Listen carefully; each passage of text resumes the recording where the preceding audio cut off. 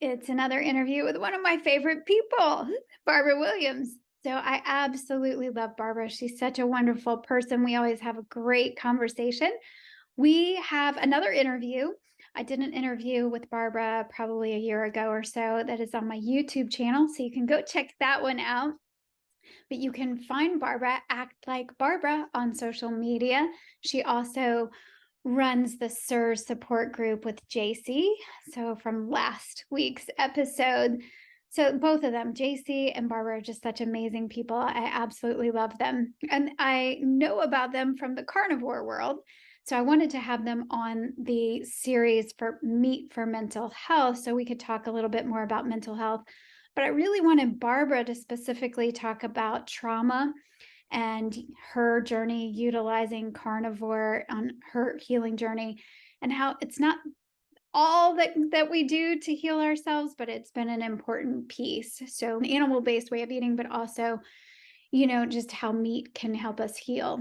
And I also just love that Barbara, her work is, she's a coach, but she specifically helps people who are transitioning their work.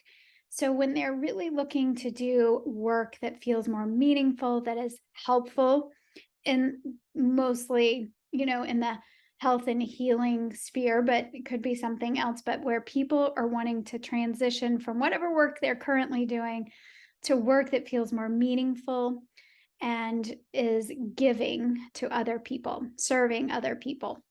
And so she's just phenomenal, and you'll have to check her out on social media. And I hope you enjoy this episode as much as I enjoyed talking to Barbara. Happy healing.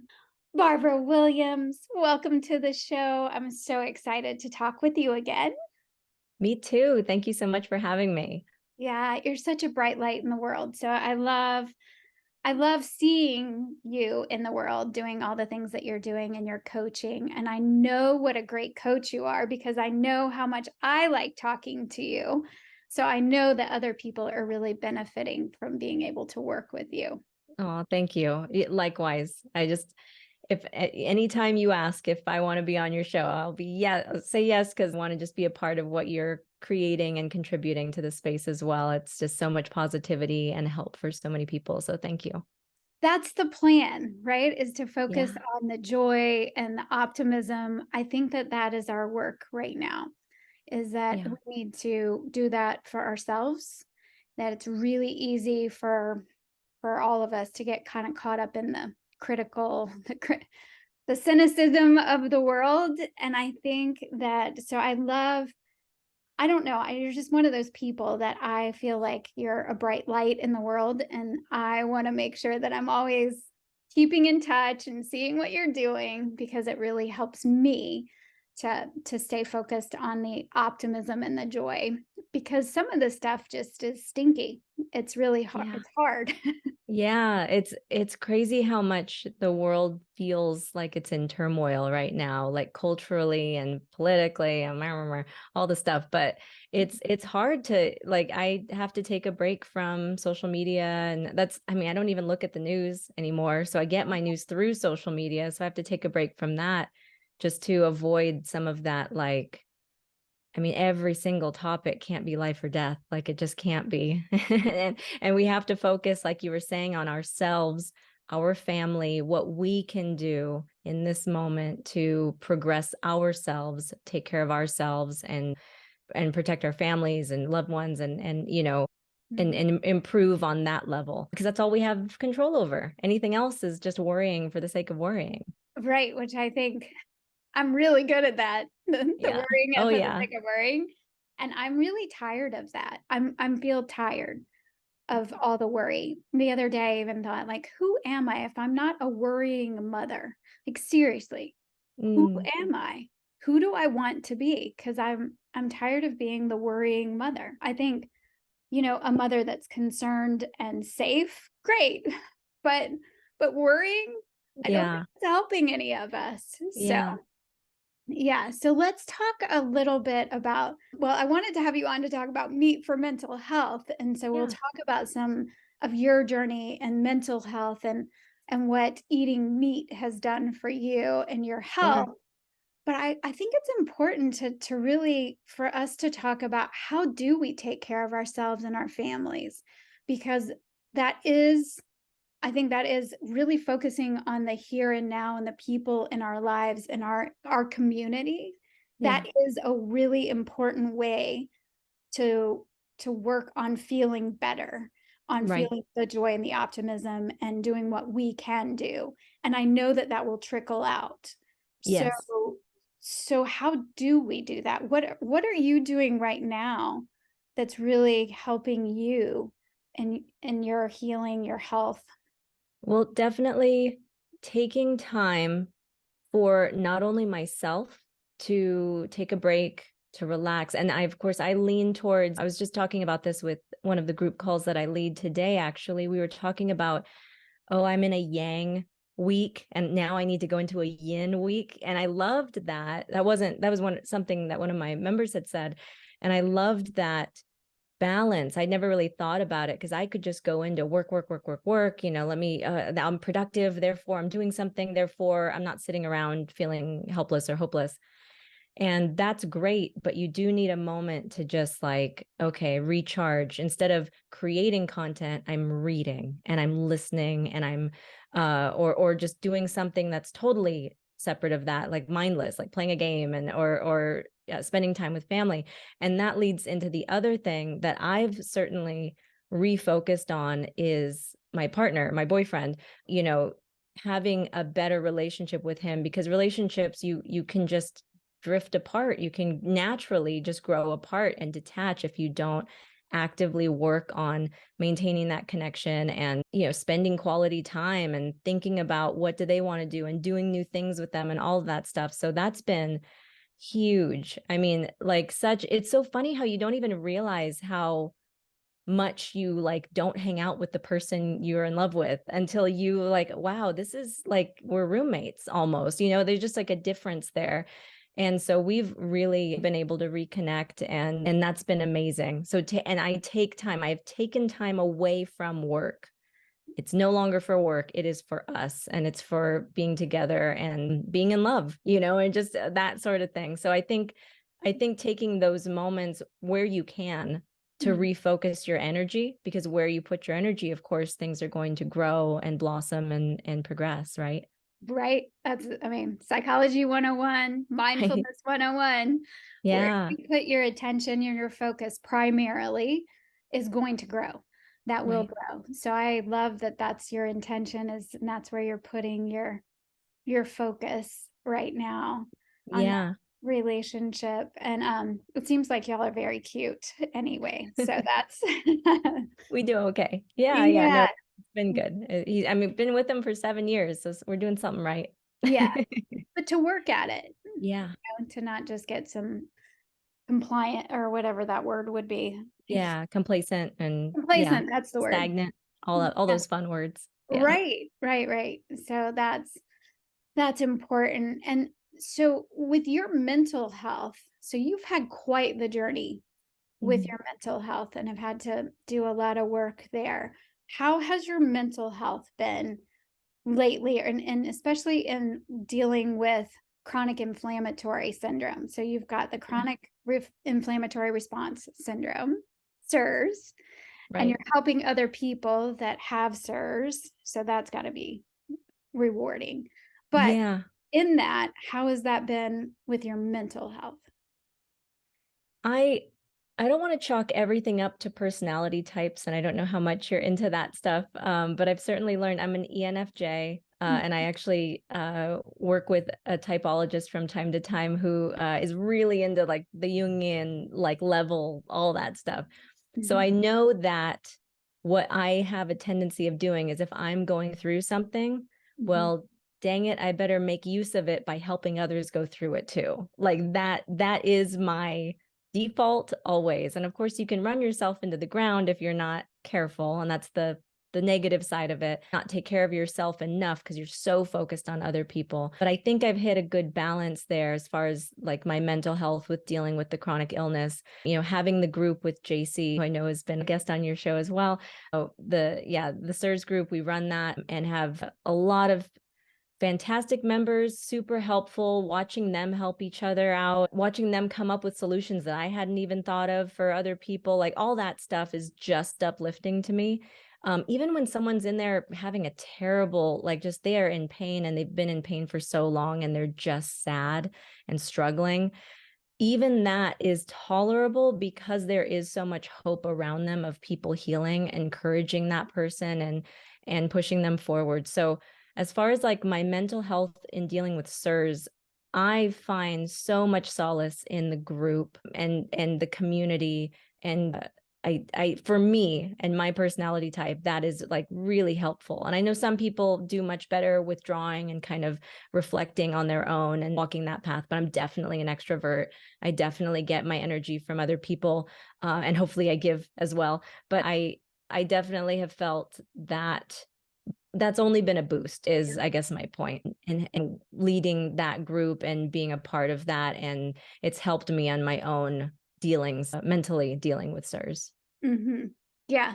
Because when you first got diagnosed with SIRS, you were actually a lot of GI issues, I remember, Right. but not as bad as some people, like Right. not completely immobilized and unable to walk or get out of bed Right. or any of that. Right. But I would imagine that would take a toll, especially the brain fog part of Yeah. that, take a toll on your mental health. And I just wondered if at any point that was scary to you, given mental health, how hard you'd worked on your mental health before that.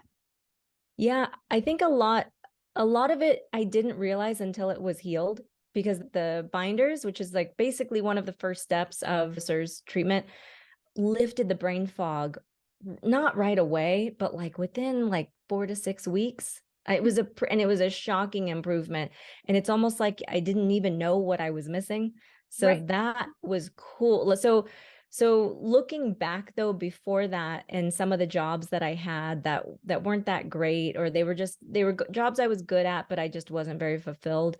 I felt myself being less capable than I used to be in them. And that, yeah, I think I get a lot of self-worth out of my performance in whatever it is that I'm attempting to do, job or business or whatever. So I think that definitely took its toll at some point. But like you said, there are people who have SIRS and they have it much worse than I do. And I'm thankful that I was never really at that low point from it. If anything, you know, and some people do have anxiety and depression along with SIRS for sure, especially if it is severe. But mine was more or less taken care of by going carnivore. Like my depression, the sadness, anything that was more that heavy feeling.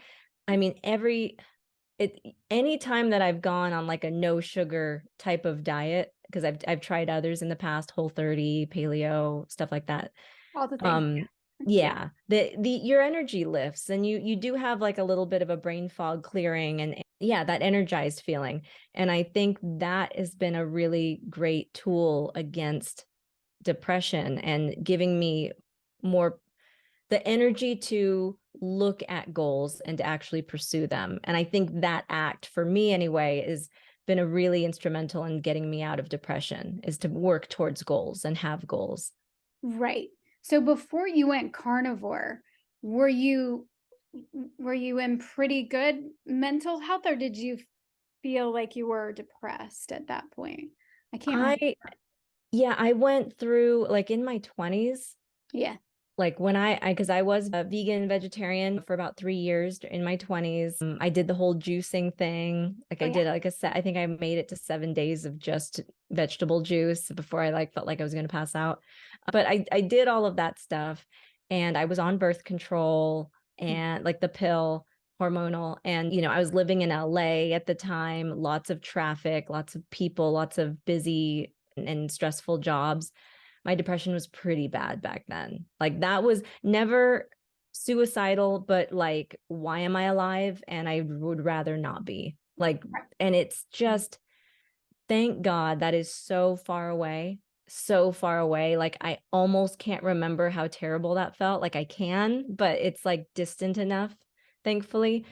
But I really credit a lot of that to carnivore. Well, there are a few things that I did, like I got out of debt into my, end of my 20s, beginning of my 30s, like I was starting to take more control of my life, which again is why I mentioned, having a goal and working towards a goal has always been very good for me to get out of like a slump or depression or anxiety. And then yet carnivore just kind of came along and was an extra boost to that on a more like physiological level. Like I was working on the mental side, but there was also that other side where I was poisoning myself every day with processed foods or wine or whatever I was consuming that was not doing me any favors. So Right. that was definitely a big turning point, like an additional bonus level Yeah. up. Were you expecting that? I had heard that Yes. might be a You were kind of thing. hopeful. Yeah. Yeah, because I mean, I went carnivore January 2021. So it was post Jordan Peterson, post Sean Baker on Rogan. Like it was, I had heard the things. I had been following like Saladino at the time, Judy Cho. Like I had started to hear the benefits, and I studied it quite a bit before actually jumping in. Like for a couple months, I was just consuming a lot of content. So I'd hoped for that, and I had done Whole30 before, so I kind of was expecting a similar thing, and it was similar, but it was better. Obviously, I stuck to it. I only did Whole30 for 30 days, so Right. But when yeah. you went carnivore, so all meat, Mhm. no vegetables, you would occasionally have like a donut or something fun. Yeah, So I yeah, love that because you weren't like super dogmatic but you realize, I guess at some point you were like, this is really working for me. This is helping right. me on more levels than, well, maybe what you expected because you had done your research. But what all improved when you went carnivore? Let's see. So my energy got better, Yeah. brain fog got better, my skin inflammation overall. I lost like 16 pounds in the first month of going carnivore. And I didn't have a ton to lose to begin with. And it was definitely not fat. It was like, just because it was so quick and so fast, it was like inflammation. It was the water that my body was holding on to, I'm guessing, mostly. And people at work noticed Mm-hmm. and said, wow, you like look radiant, or you look, all the like those kinds of compliments that a lot of carnivores get for a reason. So that was instant. That was really cool. And then overall, just to not have that heaviness that processed foods would give me, like even when I would have that monthly donut or whatever, I mean, I would just like want to take a nap. Like I felt it as soon as the sugar hit my system. Like, okay, I need to sleep, or I don't want to do anything yet for the rest of today, like all of that stuff. So I would notice when I would go off track like that, or even, even when it was planned, like that kind of haze came back a little bit. I'm trying to think of what else, because I mean, it's been like 2.5 years since I went carnivore now. And And are you it still was, eating carnivore? yeah, Yeah. yeah, I'm actually even more strict right now, just because we're in the process. I'm working with Judy Cho on my nutrition side, along with the SIRS treatment, and my gut issues persist to this day. So this is like almost a year of SIRS treatment and 2.5 years of carnivore, still with the gut issues. So those are not fully resolved yet, but I think I know why. Mhm. I went through a lot of the protocol, and I retested for Marcons recently, which is antibiotic resistant staph in the nose, cotton swab test. And I was almost the same level as I was a year ago, even after treatment. So I may just have a very stubborn case of Marcons, and Marcons specifically lower your MSH, melanocyte stimulating hormone, and that specifically will cause leaky gut and can cause a cascade of symptoms like SIBO, SIFO, and all Candida, H. pylori, you name it. So, and that I have all of that. So, I think I need to, well, the plan now is to really try a new method of trying to get rid of the Marcons, and then hopefully continue on with the protocol from there and see where I am. But yeah, that's that process. Well, okay, so a couple things came to mind because I'm like, okay, so what are you gonna try that you haven't already tried? Okay. And I just keep thinking, because I'm a freak about circadian rhythms and the sunlight and all that. Mhm. And because leaky gut is as much a circadian rhythms issue as it is anything else.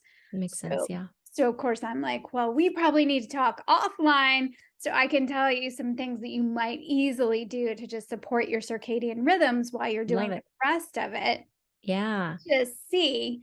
Yeah. But what else are you gonna do? What's different? Well, so I was originally, what kind of kicked all of this off for me was I was diagnosed with SIBO Right. by through a breath test with a conventional GI doctor back in September of 2020. So I did the conventional antibiotics, which is Afaxin, and then I that didn't work.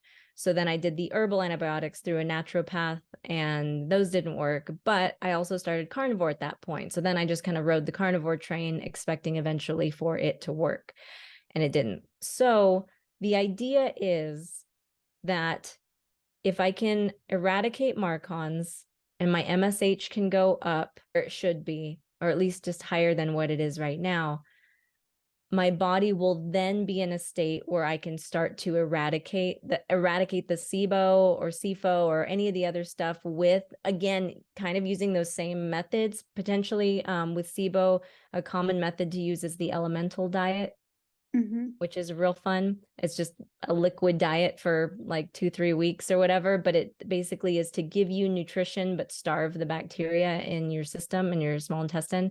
Right. So that's another thing that we might try when the time comes. But I guess the point is to remove the situation that is allowing that environment to occur Right. first, which is through the surge treatment. Also supporting my gut as much as I can right now by going basically meat, salt, and water. Red And so meat. this Or are you I'm doing doing all like meat? I'm doing, yeah, any meat that I can stand without seasoning. But like Right. I'll do some chicken and turkey, and smoked salmon has been good. Okay. So yeah, I'm still trying to do a variety, but it is mostly beef. And the point of that is to, like, spices are probably messing me up a little bit. Dairy certainly was, like cheese. I was eating cheese. So I've eliminated all of that. Sauces like sour cream, tzatziki sauce, like all that stuff. So Yeah. I'm supporting my gut that way. And then I'm also on a few supplements that Judy Cho recommended, digestive enzymes every Yeah. time I eat, and the normal stuff that's just going to help support my system with digestion. Right. Yeah. No, all that sounds like that's a plan. I know some Yeah. people listening are like, well, you just need vegetables. Somebody's, I'm sure, thinking that. So we could just address that right now. Sure. Why Yeah. we're not, yeah, why that's not a good idea. Yeah, veggies and I do not get along. Certainly don't help my GI at all, unfortunately. But I mean, that's the main reason. Like, if you want me to be bloated and gassy and feeling awful, like, yeah, okay, I'll eat some veggies. But no, I also don't miss them. And I know from the nutrition breakdown of meat that I'm not missing any nutrients as a result of not eating them. I'm also pooping just fine. Like, as far as regularity, obviously I have GI issues, so not perfect, but I'm like, I don't need fiber for Right. either direction of things. So all of that is fine. But yeah, that's what I would say to anybody Yeah, confused about the lack of veggies. I know, because so many people think that we just need fiber, and actually, fiber would make your situation a whole lot worse. Yeah, so eliminating all of that and getting really simple with your meats and salt and water. That sounds like a really good plan. I also just can't help but think about your nervous system and like trauma, Mm, and just wondering, yeah. if there are other things that we could do to support your nervous system so that your body will adjust, let go of some of the stuff Yeah. that doesn't need to be growing. Yeah, that's been an interesting balance because I've been in pretty heavy therapy. By heavy, I just mean like it's weekly, and it's been with a fantastic therapist who I adore, but we dig into really tough stuff every single week, and it's been great, and I needed it for a while. but I have very recently taken a break from that, and I feel myself kind of lifting out of that, for lack of a better phrase. I'm not saying that, like, I think there's more to process, I'm sure, and therapy will probably be a lifelong off and on thing that I do, especially from, again, my personality type. I do kind of need that, like, other person to talk with about some of the stuff that I'm going through, but it's been nice to take a break from the constant processing and to just kind of be a little bit more, and to not have my trauma at the top of my brain every single week at least, and or in the surrounding time. So I think, yeah, that's a balance for me. So there's that processing, but also, focusing on the things that are more enriching, like spending more time with my boyfriend, like I was saying, and seeing friends more often, and doing things that bring me joy and happiness and connection. Right. So yeah, definitely though, I would love to hear what you think about, like, the nervous system factors going on for Yeah. anybody, like generally, not just me, but what Right. No, people because can think about. I'm convinced the more I the more I go back to my roots in clinical mental health, it's just I really feel like that's just bottom layer foundational, is to Yeah. be able to have tools to help the nervous system, so that I've been talking about it a lot lately, like riding waves, Mm. like a surfer. I never imagined myself as a surfer. I don't even know if I would want to go surfing. But lately I can see how what I've been doing, both with quantum health strategies, with eating mostly meat. I'm eating more to help my mitochondria now. So it's great that we're all flexible. We're all willing to do different things to help our bodies, right? But all Yeah. of that is really supportive. But I've been utilizing a lot of the just different nervous system tools that I have. And I've noticed that I'm able to ride the waves of the emotions that come and go. And so my nervous system feels more regulated, like it goes Mm. to rest and digest really easy. I can go back to fear and then go back. I mean, it doesn't feel like I'm hanging on for dear life or like gonna drown. I feel very sturdy in my like writing it. And I feel like you are somebody who is really grounded and sturdy and has done a lot of work on yourself, open to doing a lot of different kinds of therapies and different things, Yeah. really good people around you. Your work is something that brings you joy at this point. Hmm. You're good at it. I'm just wondering if there might be some other things that we could do that could tweak what you're already doing, just so your body would feel more safety signals for your body. Mm. That's Yeah. essentially what it is more Yeah. safety signals for your body. Yeah, I love that. And I totally agree. I think that there are, I do know that I've done that work, and I feel good about a lot of the aspects of my life, but I also know that, subconsciously, I can, even now talking to you, I, like, as you were talking, I realized I was holding my stomach in. I was like, I don't need to do that. I can relax. I'm Right, that's fine. what I'm saying. Yeah. Yeah, Yeah. little things like that of Hmm. like letting your body know that you're listening, you're paying attention, and you're safe, and that Yeah. it's safe, and it can do little things like that. Yeah. Yeah, really can be quite powerful. So, Absolutely. yeah, but I do love that you are also bringing up this has been a theme lately too. Well, my son was like, I think I need a break from therapy. Like all of the, working through the trauma and having it's good. It's You need heavy. it. It's Yeah. heavy.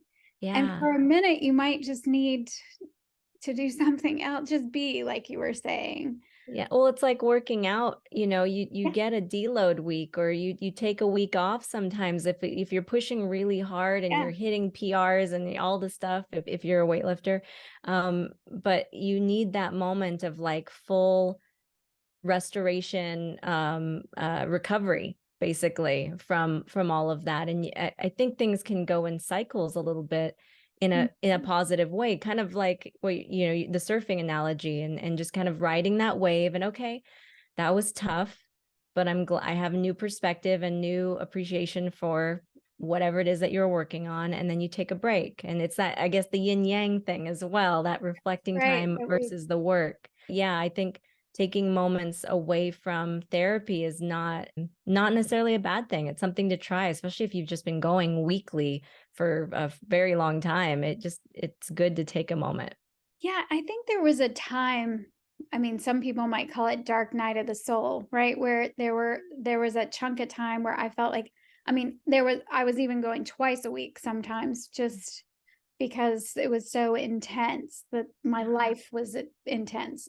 And I was still working and a mom and doing all the things. And so to have that support in therapy and to be able to, have container where Yeah. all of this alchemy, this change was happening internally. So to keep working on that container was really important.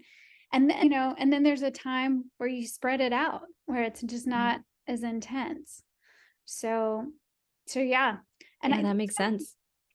I just think sometimes people think that I think therapy is great. I think being companioned on your health journey is important with different practitioners, whatever feels supportive. I just don't think many people think about changing their food. And so that's Yeah. why I really wanted to have you on and also talk about how important the food piece has been for your health journey and continues to be. And that, Yeah. yeah, And it's funny because I keep looking at these other things because I think because my food is like such a stable yeah, now, like a stable thing in my life.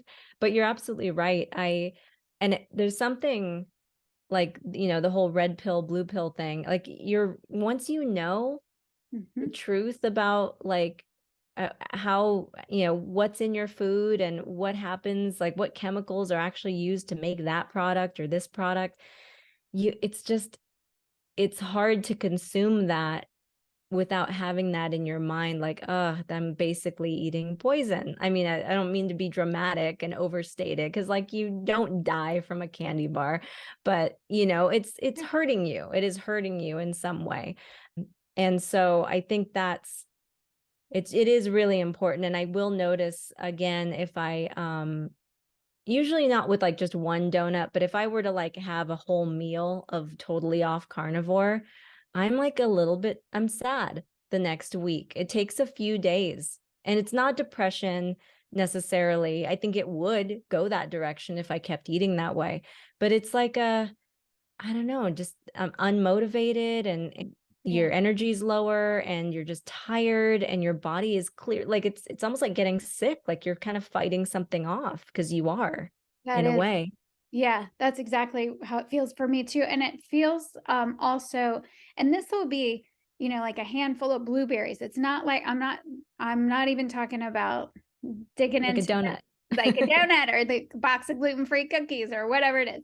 Yeah. I'm just talking about like something that seems, pretty harmless, low carbohydrate, maybe some berries or something, and I won't feel as, I keep using the word sturdy, but I mean inside, like stable, grounded, clear, Yeah. ready to do life. And I feel a little off there, where things Right. just feel overwhelming that really aren't overwhelming. Like it's not, trying to make decisions doesn't feel as easy. And I'm a Yeah. little more irritable than, Definitely. Me too. where you're just like snappy and a little like, why isn't life just doesn't go as smoothly? And when I'm purely carnivore, I just don't have any of that. And it's so much easier. Yeah. No, JC likes to say carnivore is like living life on easy mode. Yes. Yeah, I love it because it's Yeah. so true. It's removing a big portion of what could be causing problems for you. It's Yeah. such a good first step. And it's hard for some people to wrap their head around only eating meat, and I get that. And that's usually why I don't jump to carnivore, especially if someone's eating like standard American. I just suggest, why don't you go like low carb? Not even keto, because keto might be too complicated for a lot of people, but just try to drop the carbs where you can in your meal. Make your breakfast carb free, or whatever, pick one meal out of the day and start. And, I think that the more meat that you get into your system, and then therefore the less room you have for the other stuff, is great. And some people need to go all or nothing. They have to go straight into carnivore. And I totally respect that. I was a little bit more of like a gradual. I added meat, I dropped the veggies, I used veggies specifically to make meat more palatable. Like in the very beginning when I was, I think almost everyone who goes carnivore gets like really sick of meat and like around the 2 week mark or something. Like it's very common. And so I would add some like grilled onions or avocado, or cheese. Like I would add those things to kind of make the dish more enjoyable for myself. Spices, of course, sauces. But yeah, I think that it's worth trying. I think everybody should try it. Just like, if you want, try being vegan for a month too. Like, see how that goes. Sure. But I didn't last a week vegan, but that was a long exactly. time ago. Yeah. And I would not have ever thought I was going to do carnivore for 30 days and just see for myself, because that's how I am too. I'm the same. I'm like, well, let's just try different things. I was already paleo and I didn't do keto. Most people go from Me like a too. Yeah. paleo-ish to a keto to I just skipped keto. And I thought, I'm just going to see how I feel, and enough improved for me to say, I think I'm going to keep going and see where this goes. And then more and more kept improving. And so I thought, well, And a lot of people will say, well, it's because you eliminated the processed stuff, but I was already eating paleo, really wasn't eating, grains, or I might have some rice or something, but I was already off of all of that. Right. And it was a marked difference. I can tell you that, I didn't know you could feel this good. Yeah. Yeah. I think that, so, and you can always go back to whatever you were doing before. Right. Right. Yeah, I agree, because I had some of those benefits when I went Whole30 or paleo, but you're right. Like just eating meat, once you get past the first couple weeks of whatever difficulty, because I think everybody has a little bit of difficulty in the beginning, more or less. But once you get past that, I think that you just realize like, wow, I feel really good. Like you feel so good, you don't want to let go of it. The way that when you're done with Whole30, you're like, oh, I feel good, but like, man, I miss A, B, C, D, whatever. Like I want to reintroduce it. Right. And then sure enough, you're completely off the rails within a Oh yeah, couple weeks. completely. Yeah. But Yeah. with carnivore, it just elevates you to such a level that I think people, that's why people stick with it, which is, it's crazy. And it becomes sustainable. You can totally make it sustainable, especially if you can tolerate spices and dairy and all the fun stuff. But lots of people make it sustainable, even just meat, salt, and water. That's So true. That's yeah. true. And if there's somebody listening that's like, oh, I can't go that far, that's okay. Yeah. Because the meat has, you're going to get so many, the nutrients in a steak is going to be so much better for you than kale, and absorbable. So Yes. that's the thing, bioavailable for your body. So being able to get the nutrients. I was a big juicer too. I owned a commercial sized juicer. Loved that thing. My husband still misses that. He's just, but didn't. So I promise, once you figure out how good you feel on eating, and I was eating salmon roe and lots of fun things. And if you can have eggs, there's a lot. If it comes from an animal, you eat it.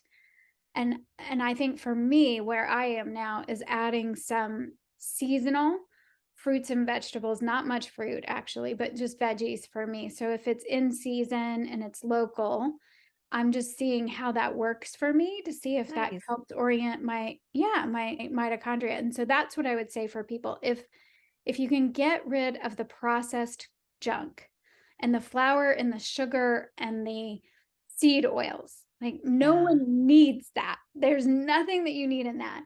But there are certain nutrients that are really important in meat. And so not just red meat, but and seafood in particular is really important for DHA. So if you can eat seafood, and so adding that in and just seeing how you feel and taking out the major crap, I think that's a good place. That's a good place to start. Absolutely. I second that fully. And I also, though, for me, I would always find ways to cheat. If I mean carnivore, I just didn't cheat. Like it just Mm, wasn't a thing for me. And that's good. so, Yeah. That's yeah, what a lot of people have felt that way with it for sure, that it eliminated that gray area yes, that yeah, that people play around with, and they always go too far because that's just human nature. So yeah, it's great for that, for people who have that trouble sticking to any kind of diet. I mean, it's carnivore is worth a shot, you know. I just, as so many people like that have had success for that very reason, because it is like such a hard line on just nutrient dense foods, and that's it, and nothing that's, hmm, you know, going to spike your insulin or any of that stuff, like any of those things. Yeah, it's just, it's great. yeah, it is. Yeah. So, is there anything else that you wanted to share that's been on your heart lately that you want to make sure we cover? No, I mean, I think we covered everything, you know, just making those self improvements in your own life, finding ways of incorporating more joy, leaning into the things that bring you energy rather than things that drain you, trying to eliminate the things that drain you as much as possible when you can. You know, again, focusing on yourself and taking care of yourself. And then once you feel good, then obviously also taking care of your family, your closest loved ones, your community, you know, local actionable things that you can actually do that you have control over, rather than paying attention to the world and all the craziness and whatnot. Yeah, that's been a big focus for me. And I certainly, in addition to being carnivore and the other, you know, SIRS treatment and therapy, like the whole picture of things that I've been working on, all adds to it, all Right. of it. Like it's good to do all of the things if you can, or add one thing at a time.